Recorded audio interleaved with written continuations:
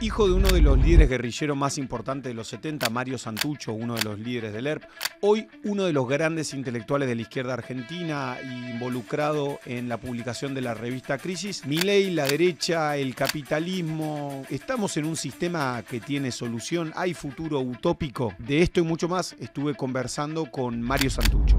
Gracias, Che, por la invitación, un gusto. Hace rato queríamos hacer esto, tengo acá una Sí. edición, voy a mostrar el ejemplar a la cámara, lo voy a mostrar acá, allá, a donde tenga que ser. Es la revista que en 2010 recuperaron ustedes de alguna Exacto. manera, porque era una revista que se editaba que en los 60, En los 70. en los 70. Empezó a editarse en el 73, la dirigió Eduardo Galeano. Es una iniciativa de un empresario bastante importante. ¿En los 70? Sí. Mira, ¿de quién? Era dueño, creo que de empresas, si no recuerdo mal, de empresas alimenticias incluso. Vogelius se llamaba, Federico Vogelius. Importante empresario en ese momento y que le importaba mucho el tema de la cultura y se lo tomó como un proyecto medio personal. De hecho dicen que tenía oficina en la redacción, que quedaba por ahí por 11 y que estaba todo el tiempo atrás de la movida. Y bueno, la financió desde el 73. Y como te decía, lo llamó a Galeano para que la dirija. Galeano en ese momento exiliado uruguayo acá, en Argentina. Y duró 40 números, fue bastante mítica, fue una revista muy importante, salía mensual, vendía un montón de ejemplares, bueno, en esa época, ¿no? En la cual las revistas culturales, políticas eran Muy relevantes. muy relevantes. Y en el 76 empezó a tener quilombo con la dictadura, duró unos meses, intentaron resistir, pero bueno, le empezaron a censurar y demás, y tuvo que cerrar. Él se fue al exilio, estuvo detenido, secuestrado, zafó y bueno, se fue al exilio. Volvió en el 83, intentó volver a sacarla y murió. ¿Y cómo la recuperan en 2010? ¿Fueron a comprar la marca? ¿Estaba en algún lado? Esa es una cosa que hicieron unos compañeros, unos amigos que estuvieron en la última etapa, esta que te digo de los 80, en la cual la intentaron relanzar. Él muere, este Vogelius, que es un poco el inspirador, el mecenas, y la familia que queda a cargo de la empresa no le interesaba tanto. Entonces la mandan a quiebra. Y estos amigos que te cuento, que estuvieron en la última etapa, intentaron recuperarla y se dieron cuenta que por la ley de quiebras parece que a los 20 años de que una empresa está quebrada, una marca está quebrada, se puede recuperar la marca por un proceso judicial. Y eso fue lo que hicieron. Mirá vos. La recuperaron y nos invitaron a hacerla, bueno, y desde ahí la... Y arranca en 2010 de vuelta. Sí. Mario, vos sos un tipo que tiene múltiples facetas muy interesantes. Vamos a intentar desempacársela a la gente. Hay gente que te va a ver, que te conoce y entiende que viene a ver, y hay gente que no. Una primera reflexión cuando alguien busca a Mario Santucho es tu viejo. Tu viejo desaparecido, tu viejo Trelew, tu viejo un montón de maraña en torno Guerrillero. a eso. Sí, guerrillero. Después está el Mario Santucho, si querés de alguna manera contemporáneo, que está sentado al frente mío, que es un militante social, un militante de izquierda, podemos decirlo de alguna manera, de la cultura y las ideas, pero también de la organización cooperativa. Arranquemos por la primera, por la historia, para ser biográficos y seguir el orden. Vos viviste de los 1 a los 18, desde que naciste hasta los 18 años en Cuba, exiliado. Sí, desde que tenía un año me llevaron para allá. Yo nací en febrero del 75, acá en Argentina, plena clandestinidad de mis viejos. Mi papá y mi mamá, los dos, eran... Mi papá era el principal dirigente, digamos, ¿no? Fundador y principal dirigente de lo que se llamaba el Partido Revolucionario de los Trabajadores, que tenía una organización armada que se llamaba Ejército Revolucionario del Pueblo. Era un grupo guerrillero, guevarista. El ERP, digamos, conocido como el ERP. Claro, el más conocido como el ERP, en los 70, que querían hacer la revolución y que querían, por lo tanto, cambiar el sistema, construir el socialismo en esa época. Y un poco atrás de la imagen de lo que había pasado en Cuba, digamos, ¿no? Y ya estaban clandestinos. Mi mamá también era militante de esa organización. Y ahí nazco yo en febrero del 75. Y en diciembre del 75 a nosotros nos secuestran. A mí, a mis hermanas, 3 hermanas que tengo, a 4 primas, con mi tía en un cumpleaños infantil. Estábamos en diciembre del 75 en un cumpleaños infantil de un pibe amigo de la familia, también hijo de uno de los militantes, de uno de los compañeros de mi papá y de mi mamá, y caen los milicos y nos secuestran. Nos tienen una semana en un centro clandestino de detención y deciden liberarnos. Eso es una cosa llamativa, rara. Parece que por orden de Videla todavía no estaba la dictadura, era ya medio que gobernaban los militares, porque esto fue en diciembre del 75. Isabel Perón estaba totalmente corrida, me parece a mí, creo, de la gestión efectiva y, sin embargo, Videla en ese momento decide liberarnos y ahí nosotros zafamos. Yo tenía 10 meses en ese momento y ahí ya mis viejos, además que tenían información, porque ellos, bueno, tenían sus propios modos de investigación política, saben que viene el golpe en marzo y entonces nos mandan en febrero del 76 a Cuba. Nos mandan, quiere decir, se van vos y tus hermanos. Sí, me voy yo y mi hermano, mis hermanas y mis primas, que también habían sido secuestradas y liberadas, cuando las liberan, porque no sabíamos, o sea, mis viejos no sabían si era una real liberación o una trampa, ellas se meten en la embajada de Cuba en ese momento y estuvieron un año sin poder salir de la embajada de Cuba. Así que a mi hermano y a mí nos mandan a Cuba en el 75 con unos amigos de mis padres, de mi mamá y de mi papá, que eran muy amigos de ellos. De hecho, desde que yo nací vivían con ellos y medio que me criaban. Es una historia bastante trágica, pero también bastante linda. Y me mandan a Cuba, y con ellos. Y mi viejo y mi vieja, ellos caen después el 19 de julio del 76, unos meses después que me mandan a mí, son secuestrados y desaparecidos, todavía están desaparecidos. Al día siguiente se estaban yendo a Cuba a reencontrarse con nosotros. Habían decidido ya, la organización había decidido que tenían que salir, sobre todo mi viejo, para cuidarse porque estaba complicado, no estaban pudiendo resistir la represión. Y bueno, y ese día previo cae justo. Así que yo ahí viví en Cuba desde el 76 hasta el 93 que volví a la Argentina, 18 años. Y ¿tu acento es argentino? ¿Vos te sentís argentino de alguna manera? Sí. Sí. Nosotros hemos charlado mucho, nosotros tenemos muchas charlas en off, tenemos horas y horas de charlas en off. Y yo tengo una especie de nacionalismo que yo siempre percibo cuando lo charlamos que a vos no te gusta. Sos un antinacionalista por naturaleza, en vez de sos bien de izquierda también, ¿no? Sos bien internacionalista en ese sentido, ¿no? Más. Sí. A ver, yo igual esto, digamos, ¿por qué no tengo acento cubano? Por ejemplo, es una buena pregunta, difícil, porque yo también no sé por qué me vine a Argentina, la verdad. Me vine por una especie de nacionalismo o una especie de sensación de pertenencia acá, ¿no? Aunque aparte vos te viniste en el 93, no es que en el 80, no es que necesariamente ni se abre y venís, sino que pasa un tiempo largo hasta que venís. 18 años, además me crié en Cuba, yo fui, la verdad que muy feliz en Cuba, toda la infancia mía en Cuba fue la mejor época de Cuba, de un socialismo efectivo, digamos, palpable, una igualdad social impresionante, todo el mundo vivíamos bien, digamos.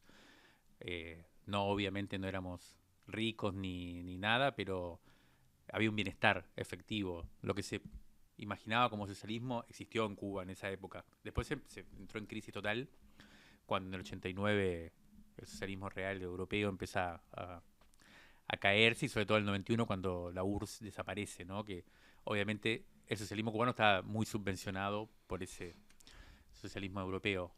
Pero durante toda esa etapa yo fui muy feliz y me crié en Cuba y amo Cuba, digamos. Vuelvo a cada rato, o sea, también es mi país de alguna manera. Y sin embargo, muchos hijos desaparecidos también que se fueron al exilio no volvieron, por ejemplo. Y sin embargo yo tenía como una especie de mandato en medio de la historia, inconsciente absolutamente, de que tenía que volver, y por eso volví en el 93 solo. Y yo creo que perdí totalmente la tonada por necesidad de asimilarme, por necesidad de ser uno más. Yo en Cuba hablaba como un cubano, no tenía ningún resto de tonada argentina. Si volvés a Cuba, ¿hablas en cubano? Y al principio sí, y ahora lo intento, a veces sale medio mal. Claro. Para tu vuelta a Argentina debe haber sido una cosa muy extraña, ¿no? Porque en realidad volvés a un lugar que no conocías.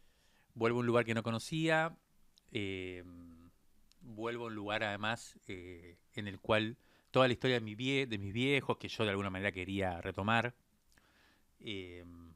estaba muy condenada, todavía en esa época era la teoría de los demonios, primaba, que es la visión de lo que pasó en los 70 que se impone en el 83, un poco bajo los efectos todavía del terrorismo de Estado y esa transición, digamos, alfonsinista, que plantea el nunca más como un nunca más a la represión y al genocidio, al terrorismo de Estado, pero también nunca más al intento de revolución, y que plantea que hubo, básicamente lo que pasó fueron dos demonios violentos que se enfrentaron y el pueblo y la sociedad quedó en el medio, Y eso todavía privaba, y bueno, y además era un momento de mucha hegemonía de las ideas también neoliberales, postsocialistas, capitalistas al extremo.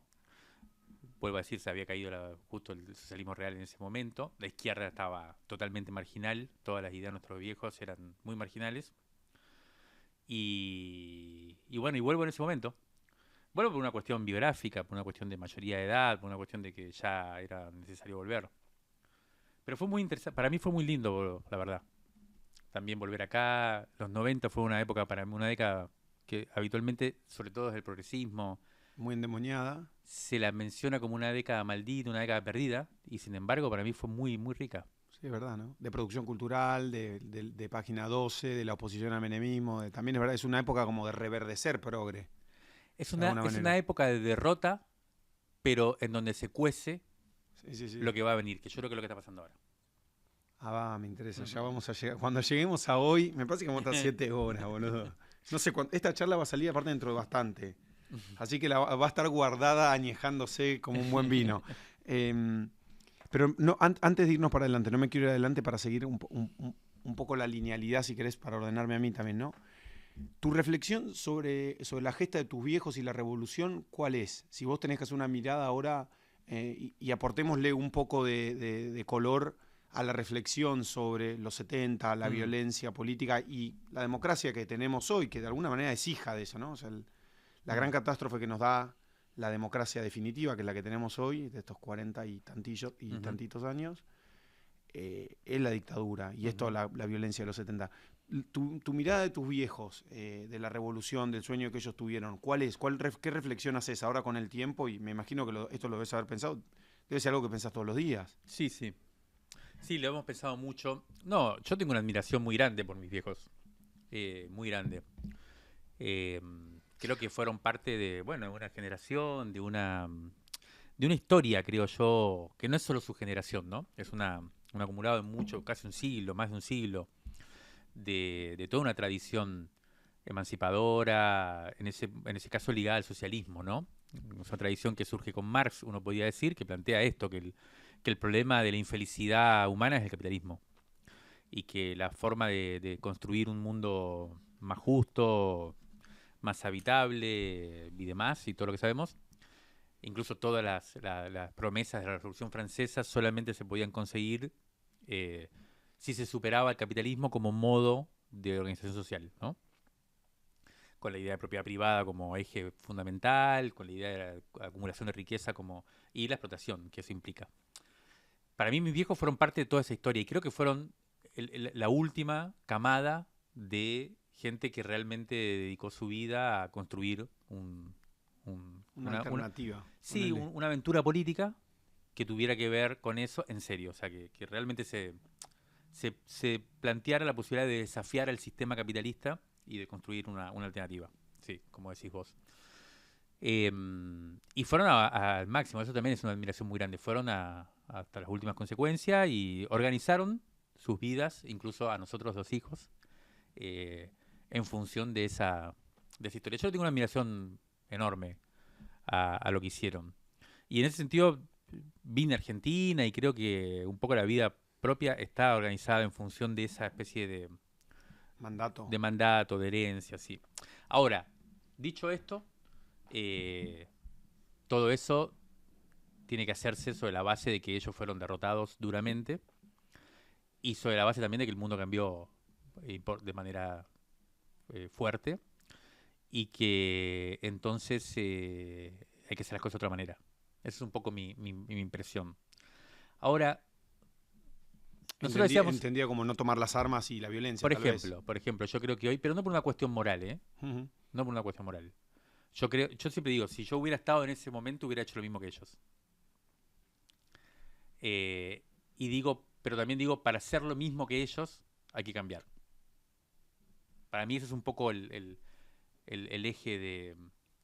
Entonces yo creo que el mundo cambió, creo que hoy la lucha armada no tiene mucho sentido, porque no podría ser un modo de emancipación.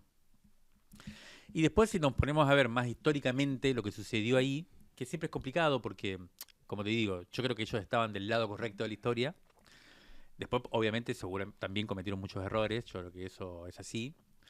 Y si nos metemos ahí, para mí sí hay un modo de la lucha armada que ellos llevaron adelante que fue errónea y que en cierto modo eh, provocó la derrota.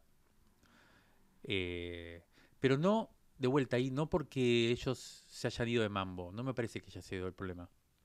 De hecho, yo reivindico mucho la radicalidad de ellos y creo que hay que... creo que uno de los grandes problemas nuestros como generación es la falta de radicalidad. En eso me gustaría emularlos más y no sabemos cómo, yo te diría incluso, hoy. Y creo que lo que está pasando hoy, para todo el tiempo hacer demuestra eso. Demuestra que hemos sido demasiado políticamente correctos. Suavecitos. Sí. Eh, eh, que nos hemos adaptado mucho a una idea que yo creo que es mi crítica al progresismo, que no es tanto la crítica al progresismo que ahora está de moda, que es la idea, bueno, lo woke, no, yo creo que en eso el progresismo, yo estoy de acuerdo con el progresismo en eso, pero sí la idea que muchas veces creo que discutimos en off, que es la idea de que el mundo va bien, Sí, sí. de que el mundo va para mejor. Esta cosa teleológica, determinista liberal. El progreso, Sí, de sí. que la historia progresa hacia el bien Sí. y de que estamos mejor ahora que hace 20 años o que 100. Y yo creo que eso es una mentira tremenda. Creo que hoy, si tuviera que definir qué sea de derecha, es ser progresista. Es pensar que las cosas van bien. Yo creo que todo lo contrario. Creo que si no cambiamos, en serio, pero un cambio en serio, ¿no? Sí, sí. Eh, Un volantazo. Estamos del horno, cada vez peor. El tema es que hoy, y te voy a volver a llevar para atrás para seguirla dejando Sí, esta sí. conversación adelante, ¿no? Que es, siento que la radicalidad es Milei, ¿no? Hoy en Argentina y en el mundo es Trump, ¿no? La radicalidad, la rebeldía es de derecha. La derecha de verdad le dijo al sistema este progresista o este consenso neoliberal, liberal, el etiqueta que le quieras poner, che, no, para allá no. Acá hay que defender a Occidente, los valores cristianos, X que sea. Y plantea de alguna manera, como tu viejo en su época, o tus viejos en su época, plantean, y sin tomar las armas de alguna manera, pero tomar las armas de esta época, que como decía, para cambiar este sistema de esta época, toman las redes sociales, tensionan la democracia desde los roles que se puede, los lugares que se puede, van contra las instituciones, ya sea tomando el Plan Alto, o tomando el Capitolio, o lo que sea. Tensionan este sistema y le dicen, así no vamos a funcionar. Entonces la radicalidad definitivamente está en la derecha. Uh-huh. Pero antes de entrar ahí, y después puedes entrar, te quería preguntar una reflexión personal de los 70, porque vos me diste la reflexión política de tus viejos, me Sí. parece que es clarísima, es muy interesante. Seguramente gente la va a recortar y la va a utilizar maliciosamente, entonces posiblemente mucha gente te va a insultar acá, así que te agradezco la valentía también de que hayas venido y espero que la mayoría de la gente que ve este formato lo entiende como una conversación sincera y de buena fe. Pero ¿qué te pasa a vos personalmente? Porque yo extrañaría a mis viejos. Yo entiendo la reflexión política. Vos sos papá, tenés un hijo, ¿no? Sí. Que yo lo conocí.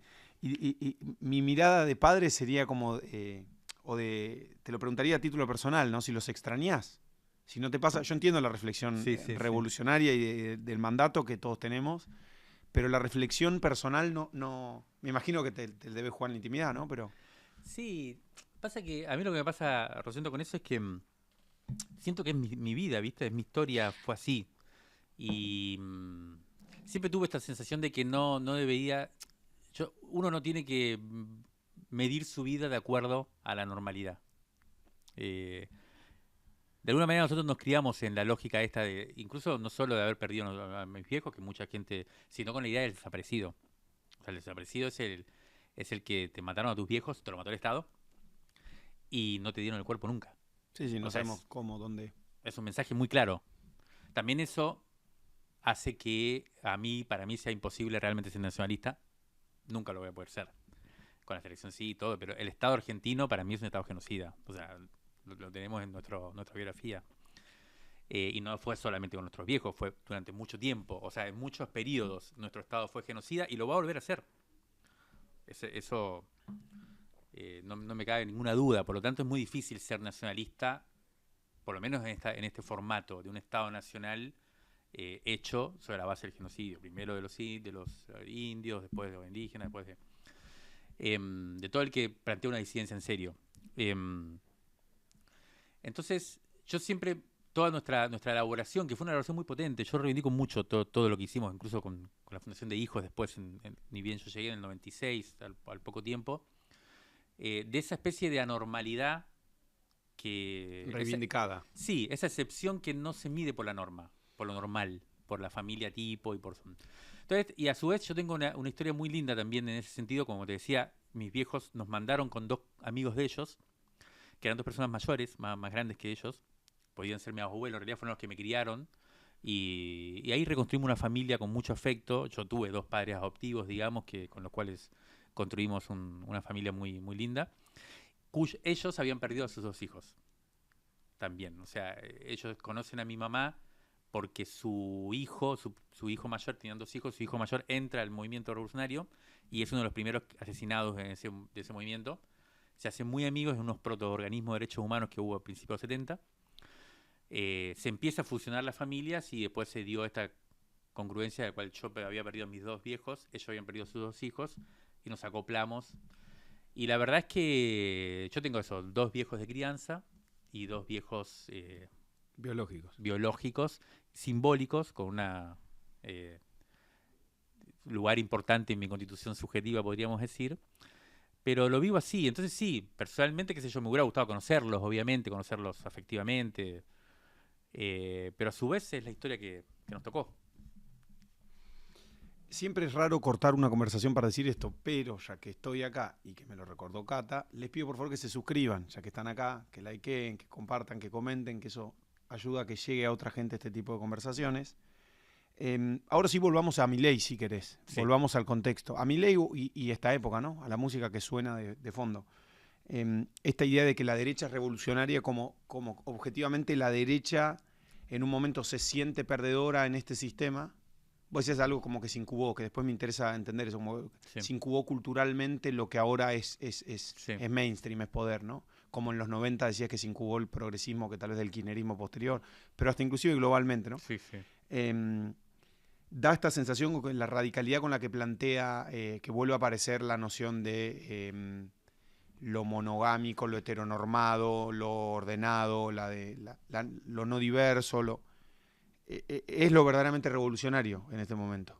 Y es de alguna manera esa idea de lo anti-woke. Que ahora, el otro día leí una nota muy interesante de un tipo que se llama Shapire, que decía cómo se le llama ahora lo anti-woke, que es igual que lo woke, pero del otro lado. Claro. Están buscándole un nombre, ¿no? A esto ridículo, ¿viste? Yo creo que lo woke se pasó de rosca, ¿no? Y entonces... Pero también creo que los anti-woke están insoportables. Y, boludo, en un lugar en el medio. O sea, hay que ser diversos, hay que vivir más o menos felices. Viste, todo ahora es Agenda 2030, los ODS. Y dice, ¿qué son los ODS? No está nada mal de los ODS, boludo. Todo cosas bastante razonables. Tal vez vos serías crítico, ¿no? Pero, sí, sí. ¿Qué reflexiones de esto? No, yo creo que, a ver, creo que es revolucionario, creo que la ultraderecha, no la derecha, la ultraderecha hoy es, o la extrema derecha es revolucionaria en un sentido específico, que es, o sea, es ultra reaccionaria y a su vez tiene elementos revolucionarios. ¿En qué sentido revolucionario? En el sentido de que cuestiona el orden existente. Claro. Duramente. Es el que expresa hoy el malestar, expresa el odio social, la gente que está hecha mierda, que está infeliz, y que sabe, y por eso tiene un elemento de verdad histórica fuerte la ultraderecha, sabe que el culpable de su infelicidad es el sistema, es el orden existente, es el tipo de instituciones que están creadas, es el tipo... Entonces, eso es lo que la ultraderecha ha expresado muy bien, ese odio y ese malestar. Y en ese sentido, entonces, uno podría decir que es antisistema, que es revolucionaria, porque expresa ese malestar. Ahora, su concepción vital, su idea de mundo, es un retorno. Es reaccionaria absoluta. Sí, sí, sí. Reaccionaria absoluta. Entonces se da una cosa compleja, rara, pero que tiene su origen en el hecho de que el mainstream y el orden, digamos, los que representaban al orden existente absolutamente injusto, eran progresistas, desde el punto de vista valórico, eran woke. Entonces, por eso se da esa conjugación. Entonces, yo diría, lo primero anormal no es solo que la ultraderecha hoy y que los reaccionarios sean revolucionarios. Lo primero anormal era que la clase dominante, el mainstream, haya sido progresista. Ese es el primer punto que para mí es muy llamativo. Entonces tiene lógica. Es lo que pasó en Argentina, ¿no? De repente el kirchnerismo, que es una conjugación bastante virtuosa entre peronismo, movimiento popular, histórico, nacional y demás, con el progresismo, fuera durante tanto tiempo hegemónico, mainstream, en una sociedad que materialmente era muy injusta. Entonces, yo creo que ese es el primer punto. No se puede ser tan progresista desde el punto de vista valórico. Entonces, yo no diría que el problema es que se fue de mambo. El problema es que ese progresismo y esa sofisticación desde el punto de vista de los valores, desde el punto de vista de las diversidades, un montón de puntos de vista culturales que para mí son muy importantes, se hacían conjugados con una incapacidad de construir democracia desde el punto de vista material. ¿Se entiende? Y eso fue lo que para mí se generó un malestar muy fuerte contra las ideas progresistas desde el punto de vista cultural o valóricas o como quieras llamarle. Entonces, ahí es donde me parece que se da la cuestión rara del presente, que yo creo que ahí se está replicando un poco lo que pasó al principio del siglo XX, que también existió el fascismo.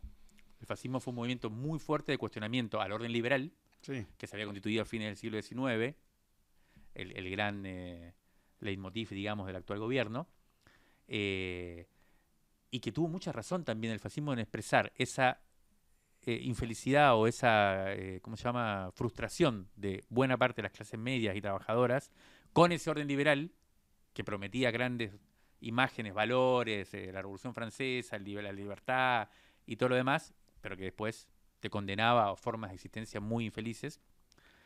Pero la gran diferencia de lo que está pasando ahora con lo que pasó al principio del siglo XX es que había dos cuestionamientos igual de radicales al sistema liberal. Uno era el fascismo, otro era el comunismo. Hoy el comunismo está ausente, porque precisamente la izquierda se mimetizó con el mainstream. Y lo único que queda como cuestionamiento fuerte al sistema imperante es la ultraderecha. Ese es para mí el problema fuerte que tenemos. ¿Y vos querrías que se construya una propuesta, no sé si es comunista la palabra que vos usarías, ¿no? Pero creo que Sí. esa ventana estuvo, ¿no? En los Podemos, ese momento, Sí, ¿a vos claro. te pareció un momento? La izquierda latinoamericana, supongo, también. Y todo principio de siglo fue un gran cuestionamiento al liberalismo desde un punto de vista democrático para mí. Sí. Democrático en serio, no democrático desde el punto de vista del sistema político. Democrático en el sentido de democratización real de la sociedad. El 2001 para mí fue el momento muy fuerte de iluminación de una posibilidad que después el kirchnerismo representó, y todo el ciclo progresista en América Latina, porque no fue solo el 2001 en Sí. Argentina, fueron varios momentos democráticos en América Latina que después generaron un ciclo de gobiernos progresistas que tomaron las demandas, pero yo creo que no fueron a fondo con la posibilidad que había de democratizar en serio la política, las instituciones, los poderes. Los poderes, que yo diría que son básicamente tres: la guita, las armas y la información. Son los tres elementos constitutivos de un poder que domina en serio. Y para mí lo que me llama la atención es que la ultraderecha es bastante más consecuente con sus premisas que lo que fue la izquierda o el progresismo cuando llegó al gobierno. Hace lo que dice que va a hacer, Sí. no le da vueltas. Sí, y va a fondo. Yo creo que ellos tuvieron primero intentos de no ser tan radicales, de ser más gradualistas, ¿Qué vos le asignás a Macri en a Macri Argentina? y al primer Trump. Ellos como que dijeron, nosotros queremos esto, pero bueno, como sabemos que es muy radical lo que queremos, vamos a tratar de hacerlo de otra manera. Fracasaron y sacaron las conclusiones correctas desde mi punto de vista. La izquierda no para vos. La izquierda todo lo contrario. Dijo, izquierda- se nos fue la mano, vamos Sí. a andar más despacito. Exacto. Pero vos es que, o sea, yo no lo veo así, ¿no? No, definitivamente, o sea, para mí el kirchnerismo chocó contra el límite de la institucionalidad, ¿no? O sea, fue hasta el marco de la institucionalidad, pero después fue a fondo con todo, ¿no? O sea, fue bastante consecuente con su visión. Empresas públicas, la política económica. O sea, yo lo siento que fue muy consecuente y que por eso fracasó, porque yo creo que es un modelo que no funciona, pero... No, yo creo que no. Creo que no. Vos que hubieses, vos querés reforma agraria. Vos hubiese dicho, ¿querés ir a fondo de verdad? ¿Querés cambiar los dueños de los medios de producción? Propiedad obrera. ¿Hubiese sí, dicho eso? no sé si propiedad obrera, no sé cuál es la forma, eso es una discusión. Claro. Pero sí creo que democratizar efectivamente el poder económico. O sea, no puede existir una sociedad más o menos democrática con un poder económico tan concentrado y tan extranjerizado, por ejemplo. Y yo creo que el kirchnerismo no, a pesar de que hizo algunos intentos, por ejemplo, YPF fue quizás el más logrado, no logró ir a fondo. Yo creo que por una mezcla de que no quería y una mezcla también de no saber cómo hacerlo, que en eso yo también, no es que yo sé cómo hacerlo. Por eso, y la pregunta sería, ¿cuál es la hoja de ruta de eso? Porque Venezuela no funcionó, o no parece haber funcionado. No Cuba funcionó. es una cosa que es No rara, funcionó. es una cosa que no funcionó y que es una isla que está ahí Sí, perdida. No parece ser que hay una hoja de ruta de cómo es que eso funciona. sí, no hay una hoja de ruta. No hay una imagen muy clara de cómo tendría que ser. De hecho, los modelos que habían creo que fracasaron. Y ese es el gran dilema que tenemos hoy. Para mí necesitamos retomar el propósito de una democratización en serio de los poderes, del dinero, de las armas y de la información, que para mí son los tres pilares hoy del poder. Democratización real, socialización de eso, o sea, para muchos, no para pocos.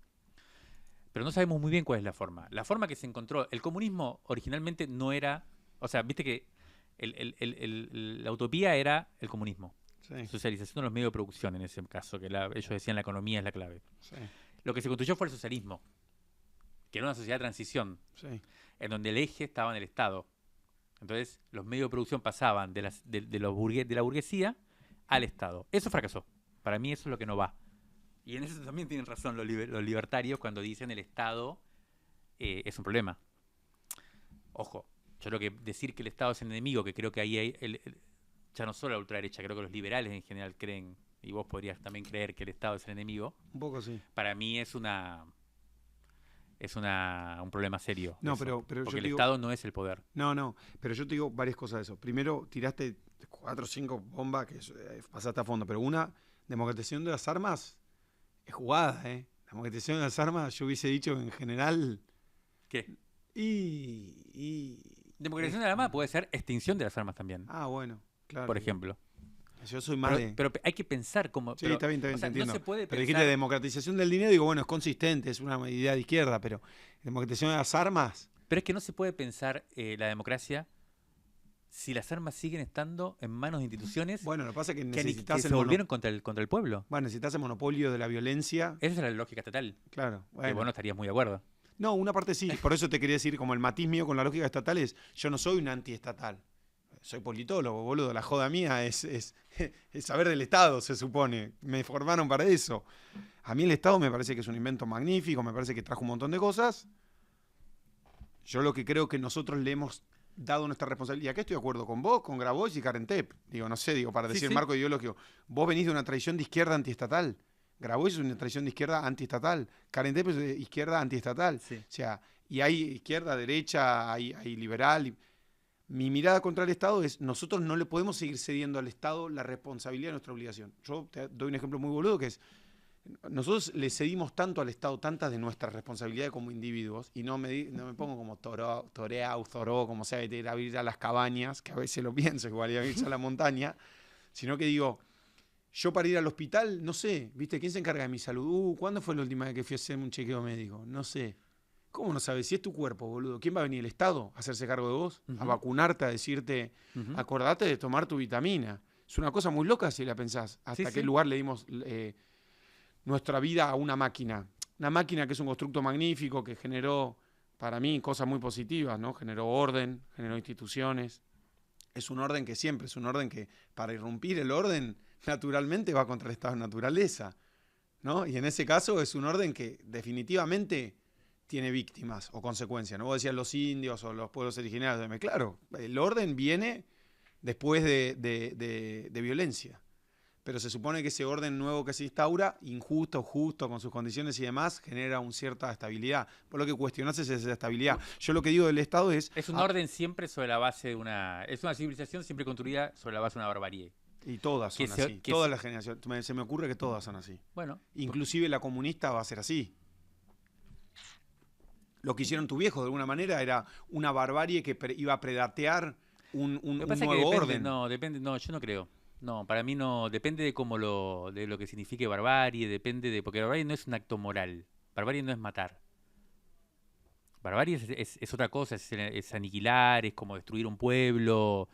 No hay equivalencias ahí, ¿no? Porque si no es muy abstracto la lógica de el orden contra el estado natural. Sí, ¿Qué es el estado natural? Nunca existió el estado natural. Sí. Existen comunidades, existen sociedades, existen disputas de poder. Entonces el estado natural es un mito. Acá lo que existió fue una conquista de Europa por América, y un pueblo destruyó al otro y lo conquistó y lo hizo mierda y lo dominó. Esa es la construcción del estado de acá.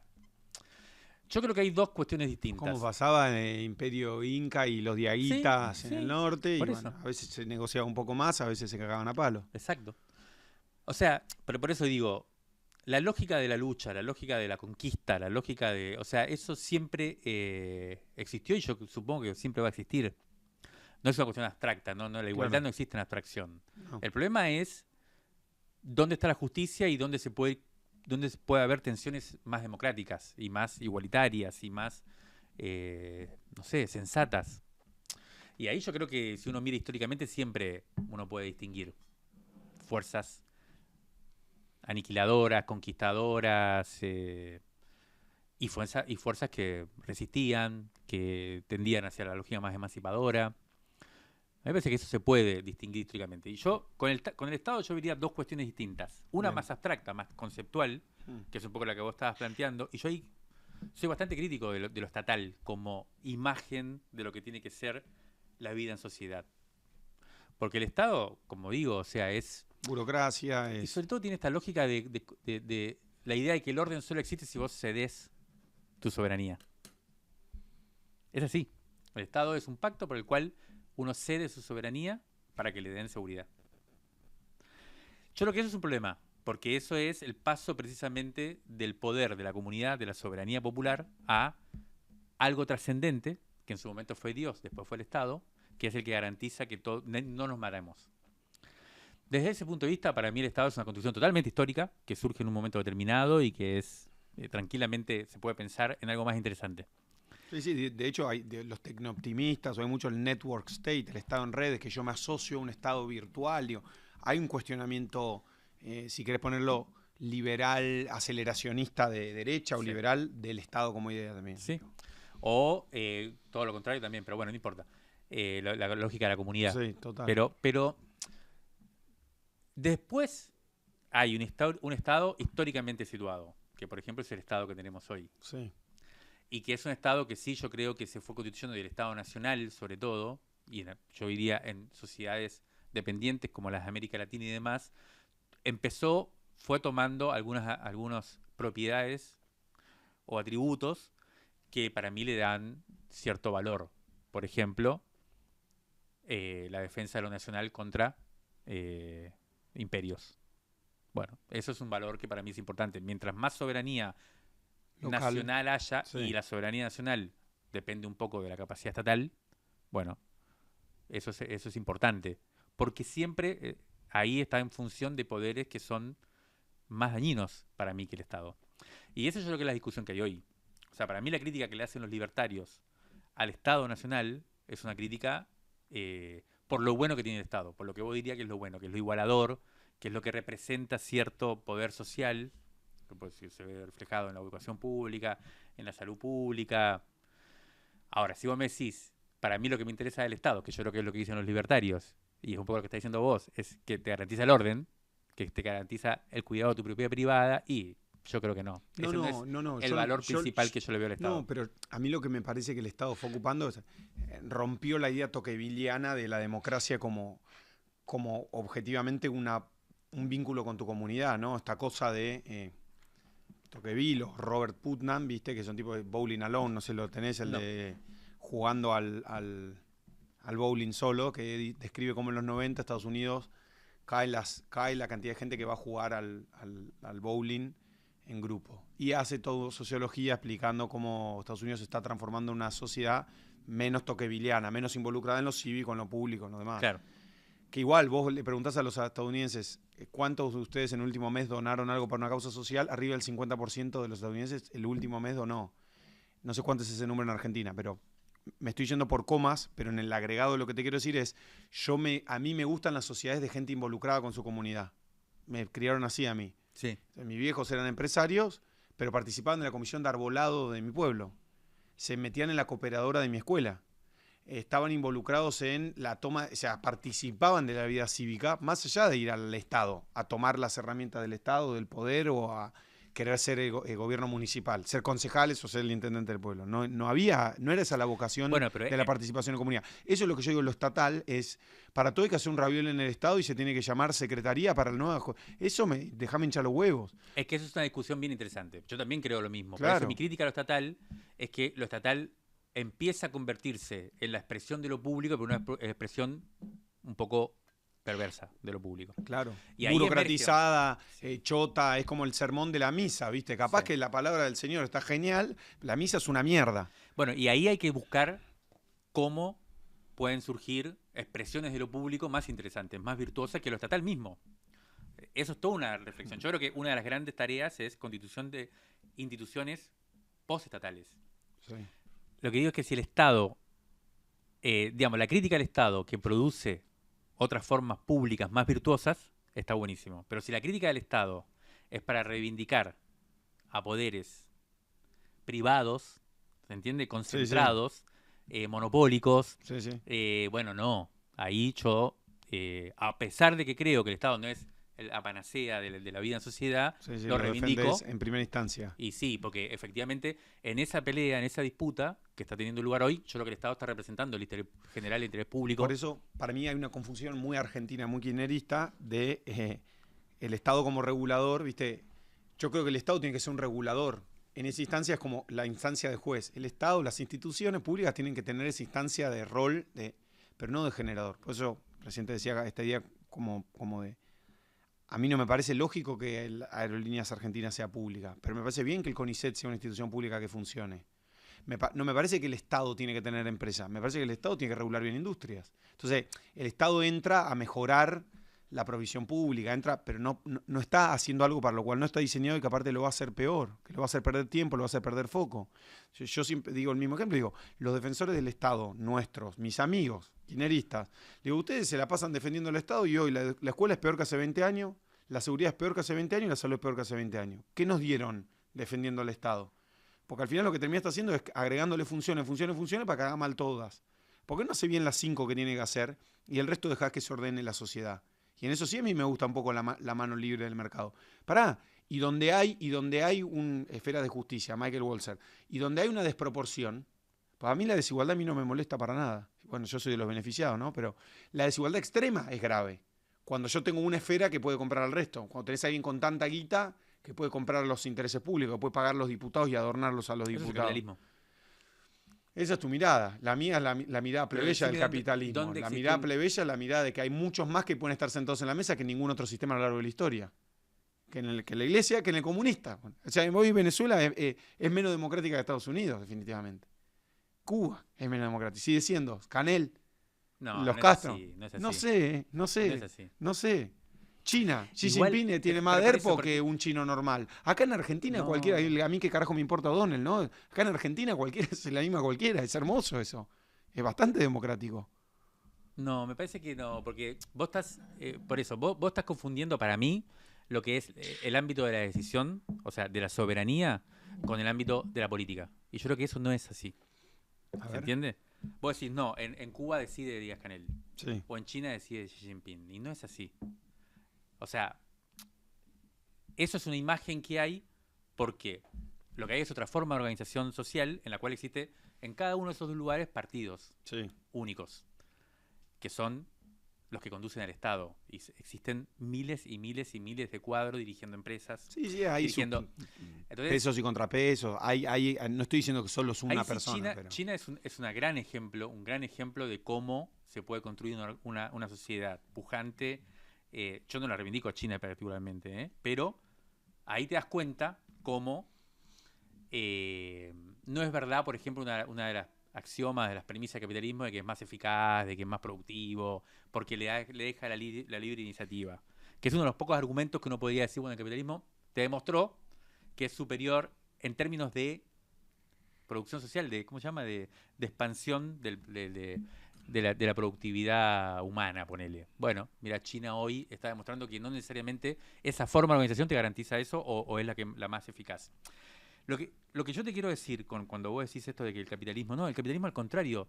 El capitalismo, si vos lo desplegás hacia donde el capitalismo te lleva a una concentración extrema y una desigualdad total. Bueno, ponele herramientas reguladoras, el Estado. Ponele herramientas contrabalanceadoras. Sí, que corrija eso es lo que ha pasado. Las externalidades. Eso es lo que ha pasado y el capitalismo ha buscado la forma de convertir a esas formas de regulación en supuestos modos autoritarios de controlar a la sociedad, a los individuos. Pero no sé, porque la legislación ambiental es una gran cosa. Entonces antes vos querías hacer cualquier cosa, querías tirar tus desechos en el río, los tirabas. Hoy no podés, el Estado no te deja. Y si lo haces, estás incumpliendo la ley. Entonces estás funcionando al margen de la ley. Entonces, esas son formas en las que las externalidades se internalizan. Eso para mí, entonces el capitalismo... Exacto. ¿Y qué está pasando hoy? Una gran reacción frente a eso. Bueno, todo lo que estamos viendo hoy es una gran reacción. El discurso anticambio climático, de una parte del mundo, supongo, la que yo no estoy de acuerdo, digamos, ¿no? O sea, Milei dijo que eso es es un razonamiento absurdo. Es el que vos acabas de poner. Sí, también dijo que los gays son pervertidos, boludo. O sea, dice boludeces todo el tiempo. Pero por eso te digo, pero lo que está pasando con Milei y con Trump no es una excepción. Es bastante lógico que la lógica, que el razonamiento del capitalismo te lleve a decir todo lo que es regulación anticapitalista socialista. Y tienen razón. Sí. Entiendo el argumento. No lo comparto. Entiendo el argumento. Igual, lo que vos decías de China recién, me quedé pensando, volviendo a lo de barbarie anterior. Eso sí es barbarie y control estatal. Porque para que se instaure el régimen hubo barbarie. No, para que se instaure el régimen. Y hay. No, para que se instaure el régimen comunista en China hubo una revolución que destruyó un sistema. Sí, pero hubo barbarie. Hoy los uigur y no debe ser un programón, ¿viste? Están en China. Y después control estatal es. Pagás con WeChat, querés decir algo distinto, ahí que democracia. No sé, libertad yo de verdad no conozco del todo China y tampoco me parece que sí sé que, por supuesto, para mí no es la imagen. No es tu utopía. Claro. China no es tu utopía. No es mi utopía, no. Yo creo que en general el socialismo, que fue la utopía de los revolucionarios, en eso, por ejemplo, yo diría, mis viejos lucharon por el socialismo. Yo creo que hoy es un modelo de lo que era la utopía que quedó, para mí, vetusto. Hay que recuperar, o sea, recrear el imaginario emancipador, para mí. Y en eso, una cosa es fuertemente la crítica a lo estatal como reservorio de la soberanía. Creo que ahí siempre eso termina siendo un elemento medio perverso. Claro. Pero, de vuelta te digo, yo creo que hay que ser más radical. O sea, hay que ir hacia realmente cómo la soberanía puede volver a estar en la comunidad. O sea, cómo ir hacia lo social, cómo socializar más, no menos.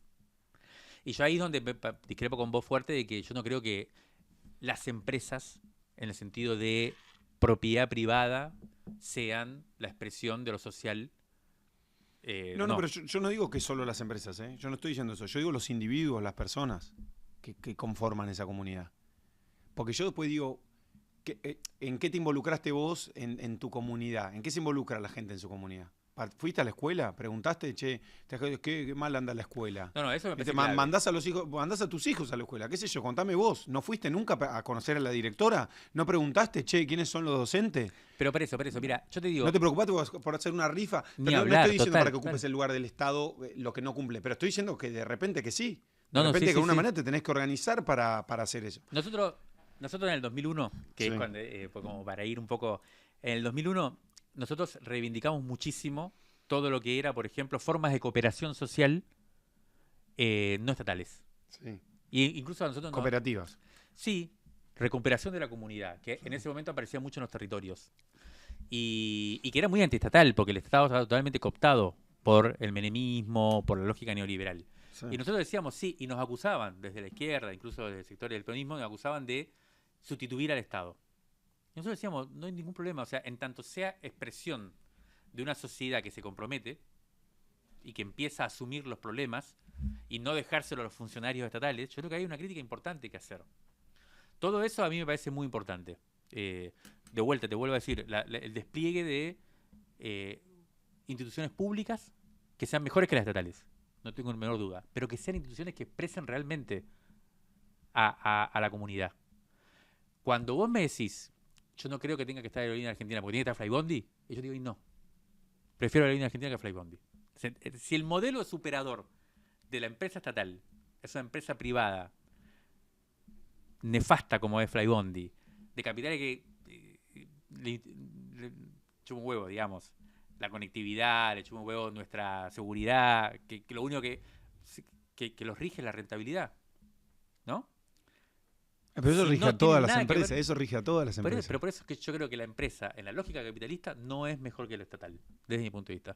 Si es mejor que lo estatal, por ejemplo, yo creo que hay que crear una idea de empresarialidad superadora. Está. Del mercado y del Estado. La idea del sustentabilismo, la empresa B, la idea de que tenés impacto social, impacto económico. Bueno, yo creo que la economía impacto popular, ambiental o de regeneración. La economía popular también es eso. Puede ser, pero a mí lo que me termina pasando muchas veces cuando yo voy a ver las cooperativas, voy a trabajar con las cooperativas, y vos me conocés, sabés que yo he ido, no veo todavía la cooperativa del siglo XXI.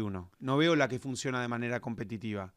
Veo muchos intentos, pero no la veo funcionar. Mostrame cuál es. Yo te muestro Mercado Libre y te digo, esta es la nuestra, papá. Mercado Libre es la de los que creemos en el capitalismo. No, bueno, pero ahí funciona a escala, no sé qué. No es que estoy diciendo que encontré una cooperativa de 35.000 empleados global. Pero digo, mostrame casos de cooperativas que entiendo la dignidad, hay un montón de casos de dignidad, pero digo, que compitan y que funcionen y que sean... Es que no, pero ahí que... No hay, Mario, mira, no hay. Si vos, no, pero pará. Yo lo que te estoy diciendo es, vos tenés que ir hacia una lógica de empresa que no sea la lógica de la empresa capitalista. Si es la lógica de la empresa capitalista, para mí es un desastre, es la barbarie. Para mí la lógica de la empresa capitalista es la barbarie. Que es Mercado Libre, su principal expresión es Mercado Libre. Vos lo ponés como el caso del éxito y efectivamente es el caso del éxito en esos términos. Un tipo que ni siquiera vive en Argentina, que es mega millonario, que le chupa un huevo lo que pasa en Argentina, y que tiene a miles y miles de empleados, que es una fábrica de producción de infelicidad absoluta.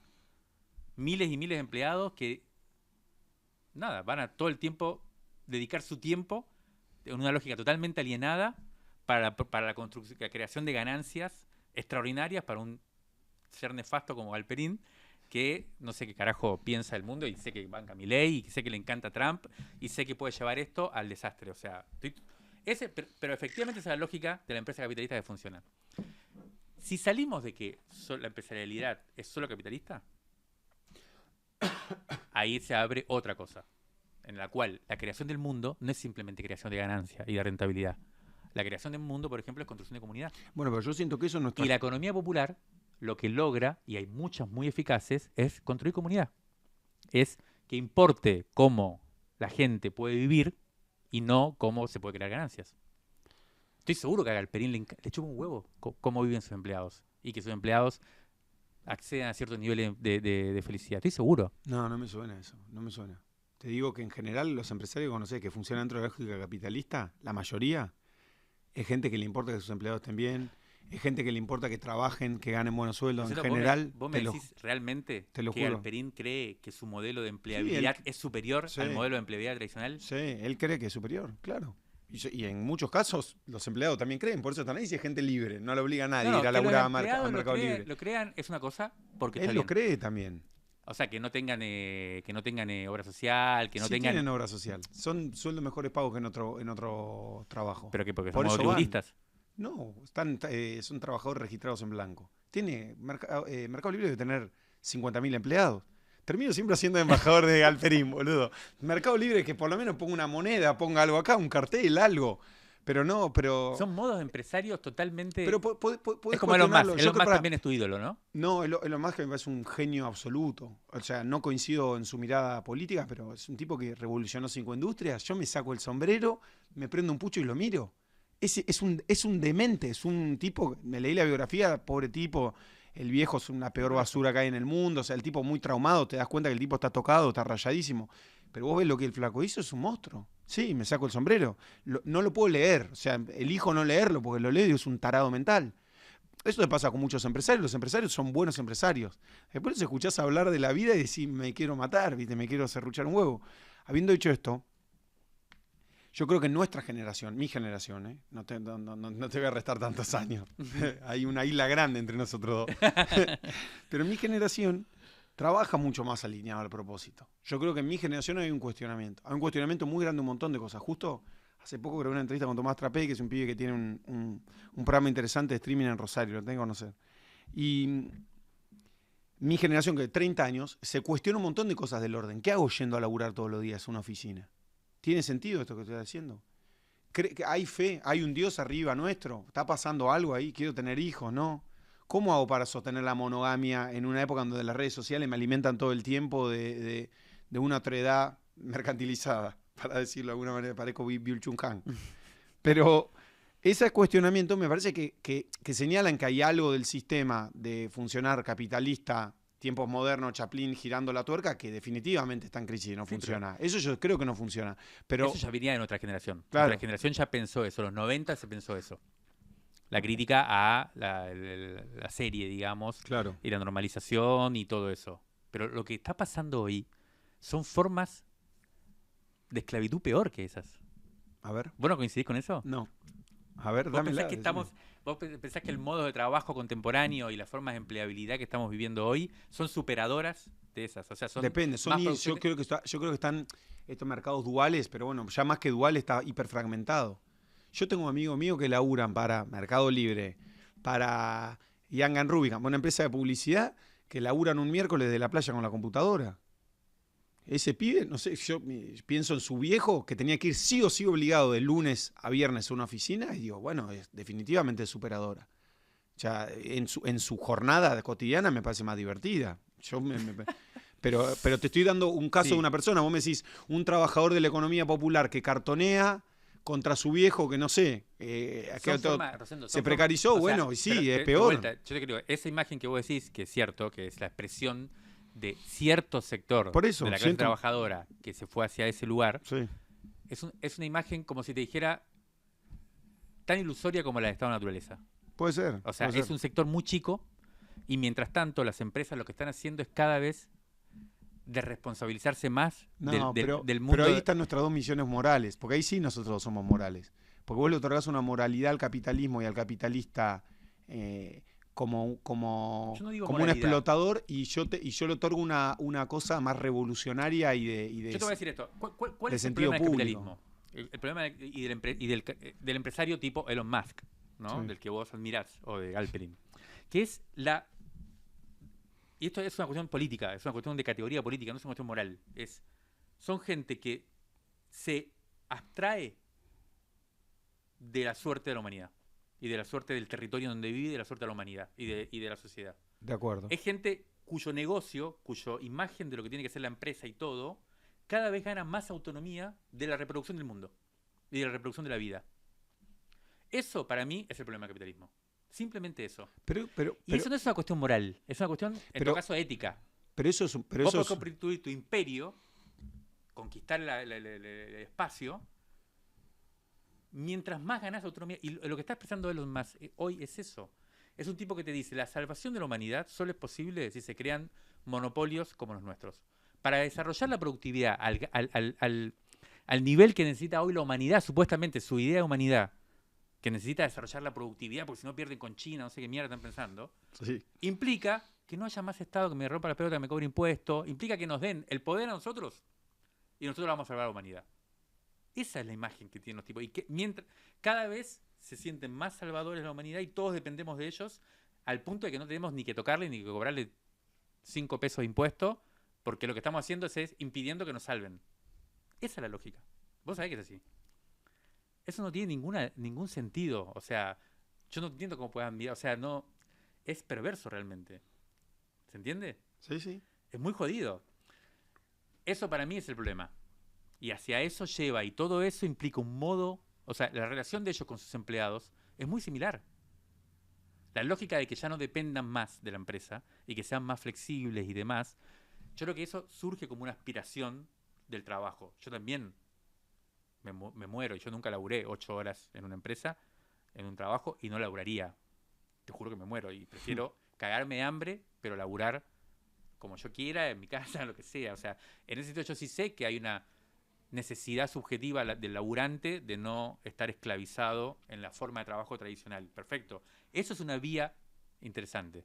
Estos tipos, para mí, dialogan con eso de manera totalmente perversa. Pero para mí hay una cosa más, hay un subtexto abajo, si querés, que es esta lógica yo se lo dije a Grabois en la charla que tuvimos acá en el canal, que es el aspecto revolucionario de tu postura de izquierda y de querer reformar el sistema, pero el aspecto conservador de esa cosa antimodernidad, que yo la entiendo en su aspecto, que vos me decís, che, no, el progreso no es lineal. Yo creo que el progreso ha sido bastante grande. Si yo miro de 100 años para acá, la humanidad está mejor. Hace 100 años que ahora está mucho mejor. Y si miro todos los cortes de acá hasta hace... Me parece una visión muy infantil de esa puede historia. ser. Pero para mí hay una postura mía en donde yo le tengo una fe a la modernidad y le tengo una fe al futuro y le tengo una fe a las personas. Y después hay una mirada que yo la percibo, uno conservadora, que como todo, yo soy drexleriano, todo tiempo pasado es peor, no hay tiempo perdido peor que el perdido en añorar. Esa cosa añoranza de que había algo ahí atrás y que cuando vos escarbás el folclore de vivir en 1960, ahí sí, no tenías un montón de otras cosas. Con vos. Pero yo estoy de acuerdo, para mí la nostalgia es una pasión triste total. Claro. No me interesa. Pero también la fe en el futuro es una pasión triste. La esperanza es una pasión. Esto es Spinoza. ¿Conoces, filósofo? Paisano. La nostalgia y la esperanza, las dos son pasiones tristes. Entonces yo estoy de acuerdo. Yo no es que digo todo tiempo pasado es mejor. Para nada. Y también tengo una... O sea, me gustaría que el futuro sea una promesa.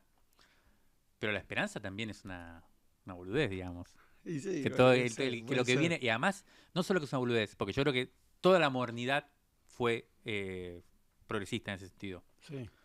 Incluso nuestros viejos. Mis viejos se formaron completamente dentro de esa. Eso es una crítica a mis viejos. Por ejemplo, ellos creían que el socialismo era inevitable. Claro. O sea, de hecho, que se venía. Dedicarle la vida a eso era porque era inevitable. O sea, el mundo iba hacia eso, la evolución iba hacia eso. Lo que me parece que nuestra generación, ya mi generación la aprendió, y creo que estaría bueno que la tuya también la aprenda, es que eso es un mito. Sí. Bueno, el mito de la razón es un mito. Está buenísimo, puede ser un buen mito, pero es un mito. O sea, sabe que es un mito. Mañana tranquilamente el planeta puede estallar y se acabó la humanidad. O sea, eso empezó ahora. Eso ya nuestras generaciones ya tienen que lidiar con eso. Porque eso sí desmiente completamente la idea de que el futuro necesariamente va a ser mejor, pero es una cuestión básica. Y me parece que la idea de que el planeta se pueda destruir ya es un elemento de nuestra... Tiene que ser un elemento de nuestra racionalidad. Por ahí no pasa. Claro, sí. Pero está incorporado como parte de la reflexión. Y entonces ya la idea de que finito. De que todo el tiempo pasa, el tiempo va hacia es un sendero luminoso hacia la liberación, hacia la conquista de la humanidad. La humanidad, como decía Nietzsche, la razón es demasiado humana. Hay que sacar un poco también al ser humano del centro para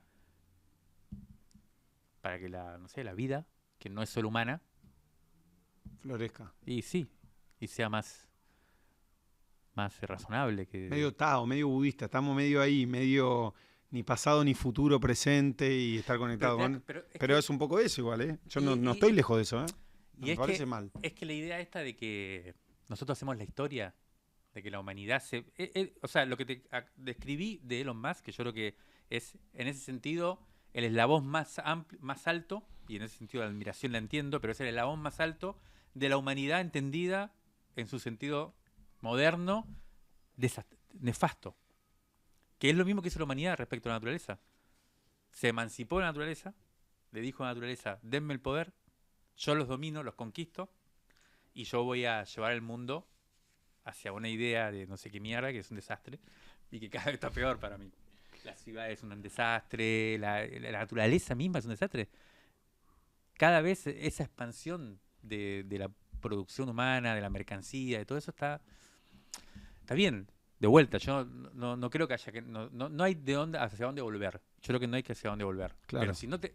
Para mí, lo que te estoy describiendo es como el pensamiento crítico básico. Si no tenés un poco de crítica respecto de lo que somos, y nunca vas a tener tampoco la idea de ¿Cómo cambiarlo? cómo cambiarlo, de cómo hacer algo distinto. 1 hora, Mario.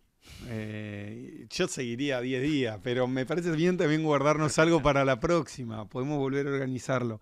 No hablamos nada del ciclo electoral, no hablamos de las elecciones, no hablamos de 70 cosas que tenía anotadas. Pero me viene gusta, todo muy mal. pero me gusta que nos quede para adelante, capaz a fin de año o más adelante podemos volver a hacer una charla. ¿La pasaste bien? Sí, muy bien, cuando quieras.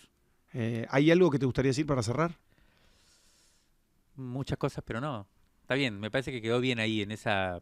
Creo que está bueno ese tipo de reflexiones así más, un poco salidas también de la coyuntura y de la locura en la que estamos, que creo que también es un ejemplo de hacia dónde estamos yendo, que tiene que cambiar, o sea, tenemos que hacer un clic fuerte, no sé cómo carajo, pero algo está mal. Algo está mal, puede ser el título de la charla. Gracias a todos ustedes, nos vemos la semana que viene.